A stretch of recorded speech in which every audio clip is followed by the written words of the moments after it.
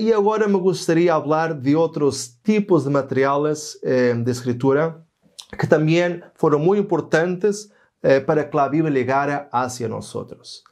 E vamos a empezar por falar del pergamino.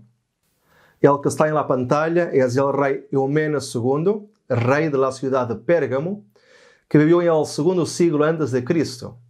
Y él tenía un sueño. Él quería hacer una biblioteca en Pérgamo para rivalizar con la biblioteca de Alejandría, que era la mayor biblioteca del mundo.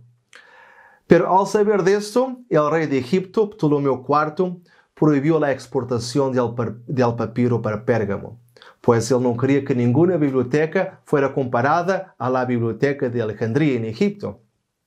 Y entonces Eumenes quedó en una situación muy difícil y muy complicada, porque si él no tenía papiros, entonces ¿cómo podría producir libros para su biblioteca? Hasta que alguien le dijo al rey Eumenes: mira, rey, cuando nosotros agarramos la piel de un animal para hacer un tejido, nos damos cuenta que si la asiramos muy bien y trabajamos esta piel, es posible escribir en ella. E incluso quedará más resistente que el papiro, pudiendo incluso hacer papel a través de esto.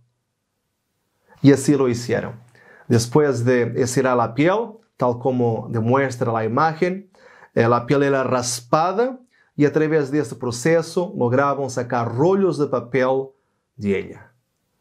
Y lógicamente, como el rey Eumenes era el rey de Pérgamo, este rollo de piel de animal recibió el nombre de pergamino.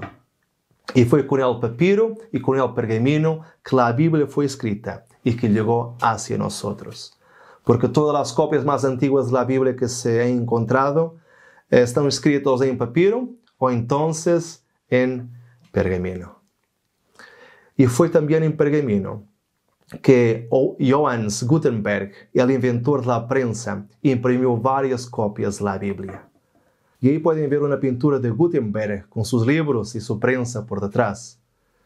Y hay una historia muy interesante sobre Gutenberg y su invención.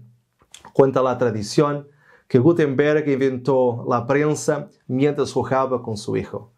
Parece que él tenía la costumbre de hacer unos pequeños bloques de madera con dibujos de animales así incrustados en la madera, que salían así para afuera como si fuera un pequeño relevo. Y un día su pequeño hijo estaba arriba de un árbol y Gutenberg le dijo para que él salte para sus brazos. Pero al hacerlo, algunos de esos bloques de madera cayeron en la tierra que estaba un poco húmeda. Y ahora Gutenberg, al levantar los bloques del piso, él se dio cuenta que el relevo de los animales quedó grabado en el piso. Y entonces pensó, utilizando este método, es posible hacer un dibujo en un segundo. Porque hasta entonces todos los dibujos y todos los escritos eran hechos a la mano. Pero él pensó, si ya tengo la letra dibujada previamente, en un pedazo de madera o de metal, y junto a una porción de tinta, quizás sea posible escribir una letra o incluso palabras mucho más rápidamente. Ya no sería necesario dibujar letra a letra y con eso se ahorraría mucho, pero mucho tiempo.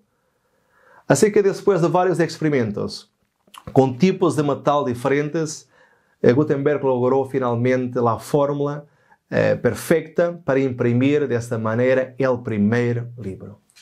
¿Y saben cuál fue el primer libro a ser impreso en el occidente? Eso mismo, la Biblia. Y esta Biblia impresa por Gutenberg traía la versión de la Vulgata latina del IV siglo y fue llamada de Biblia de Gutenberg. Ahora, después de haber hecho varias copias de la Biblia, Gutenberg empezó a venderlas.